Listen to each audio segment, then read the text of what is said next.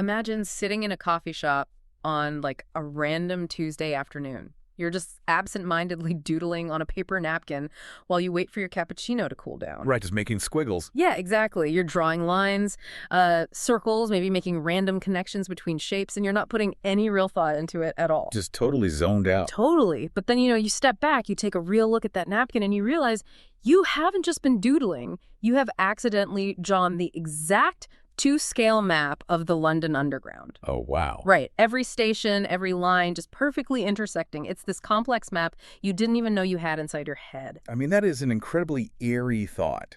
Comforting in a strange way, I guess. But definitely a bit spooky. To realize your subconscious holds that kind of highly structured information without you ever intentionally studying it. That eerie feeling, that realization that you've drawn a map you didn't even know you had, that is exactly the foundation of our mission today. We are doing a deep dive into a newsletter piece and its accompanying audio briefing notes titled The Weekly Commit, #010. Everything, everywhere, all at once. Yeah, it's a fascinating piece. It really is. It's written by a London-based principal software engineer named Gaurang.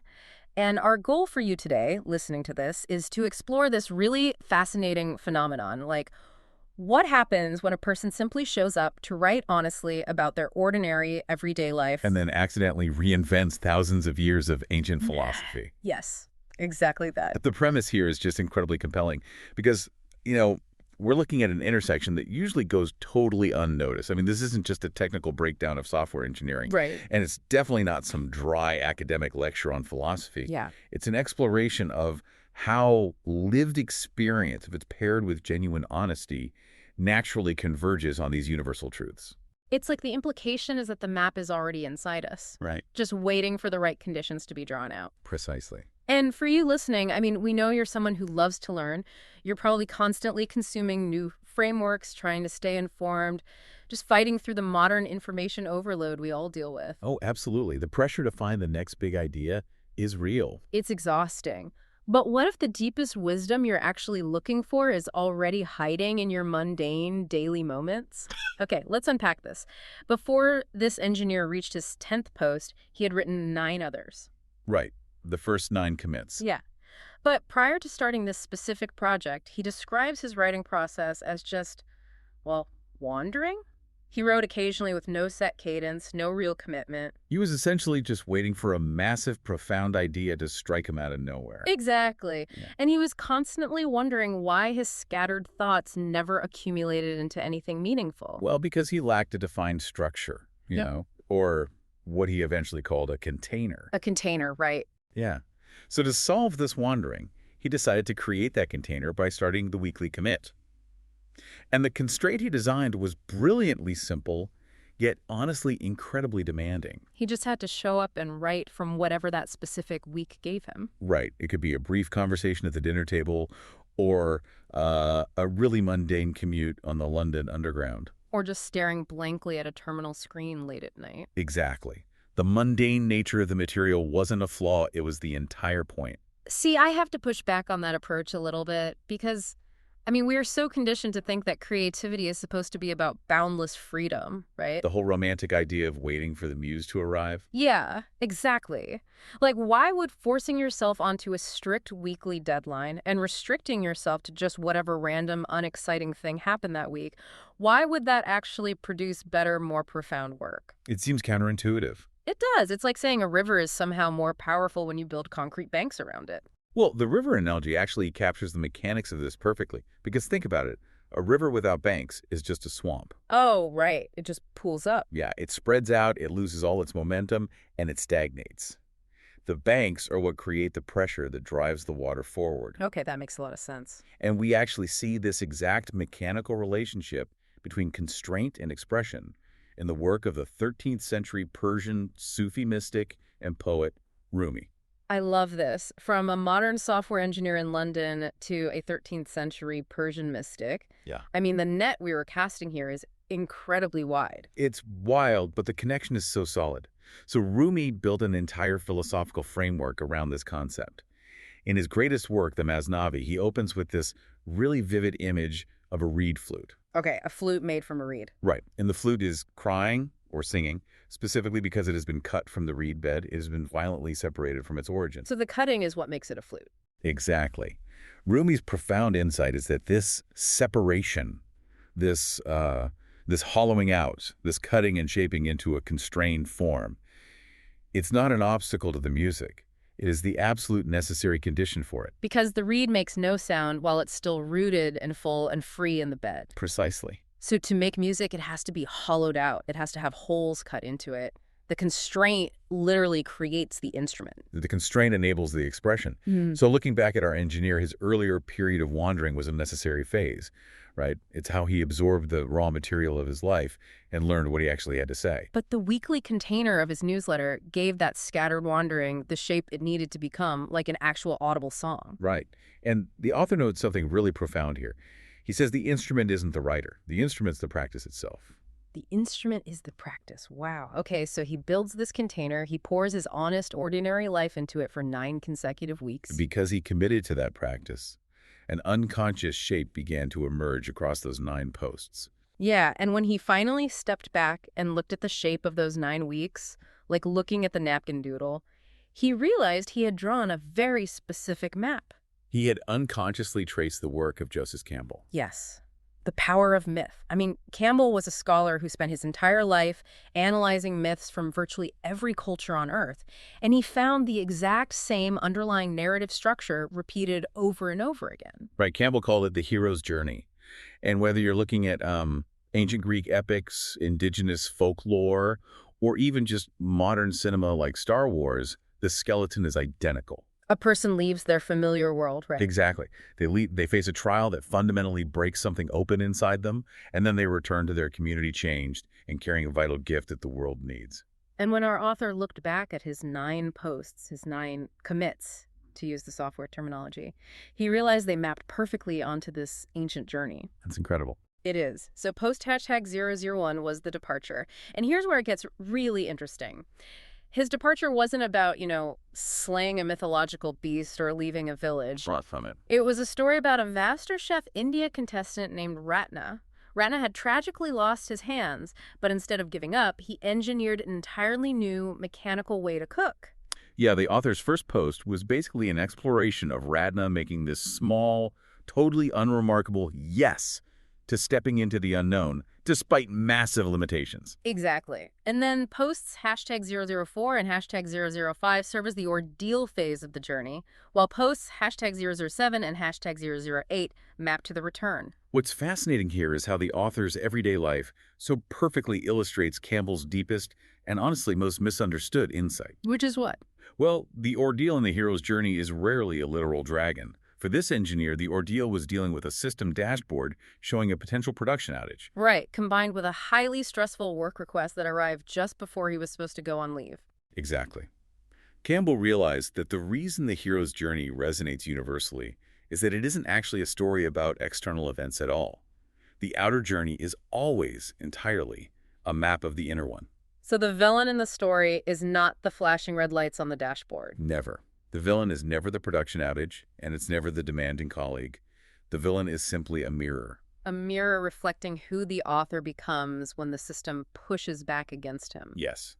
The real trial is confronting the deep anxiety beneath his professional vigilance. The trial that breaks something open is always an internal confrontation with the self. Man, that entirely flips the perspective on our daily frustrations. Like, if the external system pushing back against us is actually just the ultimate internal test, we have to look really closely at how we normally react to that test. And how do we usually react? Typically, with a massive amount of anxiety. But we cleverly disguise that anxiety as a responsibility. Oh, absolutely. We rebrand it. We do.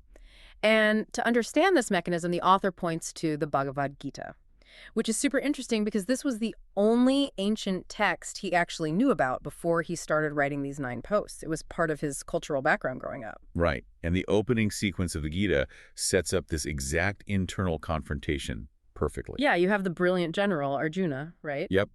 Arjuna is standing in his chariot between 2 massive armies poised for a devastating civil war. He looks across the battlefield at the faces of the people he's about to fight. His own teachers, his relatives, his friends. And he simply puts down his bow. He refuses to fight. Yep. And it's crucial to understand this is not an act of cowardice. It is a complete paralysis caused by his inability to reconcile what his societal duty requires with what his basic humanity feels. It's a huge conflict. And the author connects Arjuna's profound paralysis to his own surprisingly mundane experience in Commit #004. The COVID year's reflection, right? Yes. He was reflecting on his behavior during the early COVID years, and he realized he had been maintaining this constant, exhausting state of hypervigilance. He was obsessively watching his engineering system dashboards. Even when the systems were perfectly stable. Exactly. Perfectly healthy systems. But he was mentally bracing for a catastrophic failure before it even arrived, confusing his constant worry with doing a good job. Which perfectly introduces a crucial psychological concept from the Gita known as ahankara. Ahankara. Yeah. It translates roughly to the ego's absolute need to be the central figure holding everything together. The savior complex, sort of? Sort of, yeah. It's the deep-seated, totally exhausting belief that if you stop actively watching and worrying, the entire system will inevitably collapse, and the catastrophe will be your fault because only you could have prevented it. Wow. It is the armor of ego, worn under the guise of diligence. I can hear someone listening to this right now thinking, hold on a second, isn't anticipating problems and preventing system crashes literally his job description as a principal software engineer? It's a fair question. Right. Like, how is caring deeply about the stability of your project a symptom of ego? Look, if I walk around my living room all day holding an open umbrella just in case the roof eventually springs a leak, you wouldn't call me proactive, you would call me deeply anxious. Huh. Go ahead. So isn't obsessing over a stable dashboard the exact same psychological mechanism? The indoor umbrella analogy highlights the absurdity of ahamkara beautifully. In the Gita, Krishna's advice to Arjuna is not to stop caring or to abandon his responsibilities. So what is the core lesson? The core mechanical lesson is about clearly defining what you actually control. Krishna teaches that your clarity of mind when things break is the only variable you possess any true power over. Ah, not preventing the break, but your clarity during it. Exactly. Everything else, the nervous pacing by the dashboard, the holding of the indoor umbrella, is just personal attachment masquerading as professional responsibility. That makes a lot of sense. And that distinction leads directly into the theme of Commit, #005, which explores viveka, or discernment. Right, seeing things clearly. Yeah, discernment is the rare ability to see a situation for what it objectively is, without the heavy distortion of personal guilt or the desperate need to be viewed by others as the ultimate team player. Right, so when that highly stressful work request came in right before his vacation, he had to apply viveka. He had to separate his true contractual accountability from a situation where someone was simply using manufactured urgency as leverage. And applying that level of discernment is what allows a person to practice nishkama karma. Nishkama karma. Yes, which means taking action without personal attachment to the outcome. The author beautifully illustrated the mechanics of this in Commit #003 with a story about Sir Alex Ferguson, the legendary football manager. The imagery in that specific post was incredibly striking.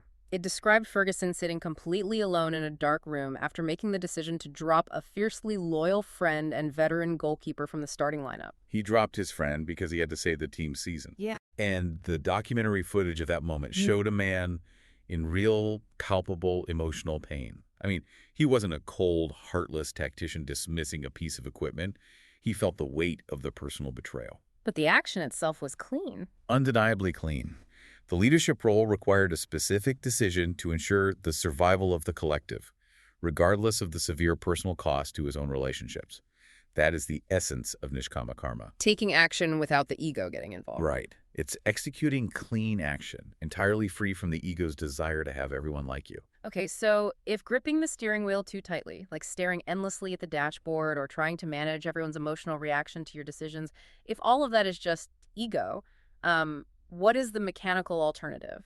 How do we actually move forward? Yeah, how do we move forward in our lives without forcing momentum? Searching for an answer to that question is where the author stumbled into a 2,500-year-old Chinese text. The Tao Te Ching by Lao Tzu. Exactly, and the profound concept of Wu Wei. Wu Wei is a notoriously difficult philosophy to translate into English. It's frequently described as effortless action or non-forcing. Lao Tzu constantly relies on the physical properties of water to explain how it works. Water doesn't force anything. No, water does not stand and argue with a massive boulder in its path. It doesn't exert energy trying to force its way through the solid rock. Right, it just flows around it. It simply assesses the environment, finds the path of least resistance, takes the exact shape of whatever container it finds itself in, and inevitably reaches the sea without ever compromising its own nature. And the author experienced this exact fluid dynamic in Commit, #008, which honestly might be the most relatable story in the entire deep dive. The escalator story. Yeah, so he's traveling with his mother, and they're standing at a London underground escalator. It's a crowded, bustling environment. He's rushing, his mind is already 3 steps ahead, calculating the train schedule. He's practically pulling her along by her arm. Right, but she cannot step onto the moving stairs. She simply stops, plants her feet, and says one single word: wait. And his immediate internal reaction was undoubtedly a spike of pure frustration. Oh, for sure. The ego's urgency kicks in, screaming that they're going to miss the train because someone else is failing to match his preferred pace. But the realization he had in that moment shifted everything. He realized she was not hesitating out of irrational fear. She was actively processing the mechanical speed of the escalator. Her internal pace was different. Exactly. His aggressive urgency was simply an external force being applied against her natural internal pace. It was pure friction. And the moment he recognized that friction, he stopped. He took her hand, and he just counted to 3. And that pause wasn't a concession. It wasn't weakness. That pause was woo. It was pure alignment with the reality of the situation. And of course, the train was not missed. So what does this all mean? Think about navigating a rushing river. It is the difference between frantically paddling a canoe upstream against the current, exhausting your muscles, and making 0 progress. Versus simply angling the boat and letting the power of the river do the heavy lifting. Exactly. You are still steering the canoe, you are still highly engaged in the journey, but you have stopped fighting the momentum of the water. If we connect this to the bigger picture, it fundamentally changes how we view the concept of efficiency in our modern lives. The author connects this ancient Taoist idea to a very contemporary technological trend in Commit, #009. Oh, the rise of vibe coding. Yes. This is where a software developer stops writing manual syntax and simply describes their intention in plain English, allowing an AI system to respond by building the application. Mechanically, vibe coding is a direct technological echo of Wu Wei. In traditional coding, the developer is forcing every single action. If they miss one semicolon, the entire system crashes. It requires that hypervigilance of ahamkara we discussed earlier. Exactly. But in vibe coding, the builder is no longer micromanaging the machine. They are clearly describing the desired intention and allowing the system to find its own path to the solution. It's incredible how that applies everywhere. The underlying truth here, whether you're dealing with a hesitant mother on an escalator, a complex piece of AI software, or your own anxious nervous system, is beautifully captured in a line the author wrote before he had ever even picked up the Tao Te Ching. I know the line. Calm is something you cultivate while uncertainty still exists. That's the one. Calm is something you cultivate while uncertainty still exists. That completely removes the prerequisite of needing a stable dashboard before allowing yourself to relax. It is the philosophy of water. It reminds us that the fastest way forward in any situation is rarely dictated by your own internal anxious speed. True progress is dictated by aligning with the speed of the people or the systems that you are actively working with. Forcing your personal rhythm onto a complex environment does not create progress. It only generates friction and exhaustion. Man, we have traveled through 13th century Persia, ancient Greece, the battlefields of the Gita, and the philosophy of Lao Tzu, but we eventually land right back where we started. Back to that cafe in London. Right.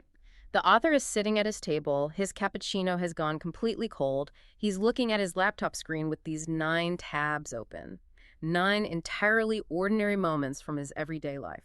And he realizes that different centuries, vastly different cultural images, and different names all hit the exact same foundational wall. He arrived at these ancient truths because he wasn't actively trying to trace a hero's journey. He wasn't setting out to illustrate ancient spiritual scriptures. He was just looking closely at his daughter holding a pencil, his mother standing on an escalator, and a football manager sitting in a dark room. And by observing those moments with rigorous honesty, he stopped describing his own isolated individual experience and accidentally started describing a universal human architecture. Beautiful. The core quote from his newsletter that anchors this entire realization is, "Write from instinct long enough, and the universe will show you the map you are already drawing."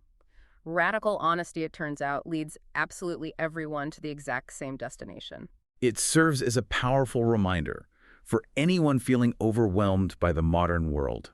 I mean, we do not necessarily need to consume more data or buy more self-help books to find clarity. Right, the answers are already there. The profound frameworks we are desperately searching for are already embedded in how we react to a delayed train, a stressful email from a boss, or a quiet, mundane moment with a family member.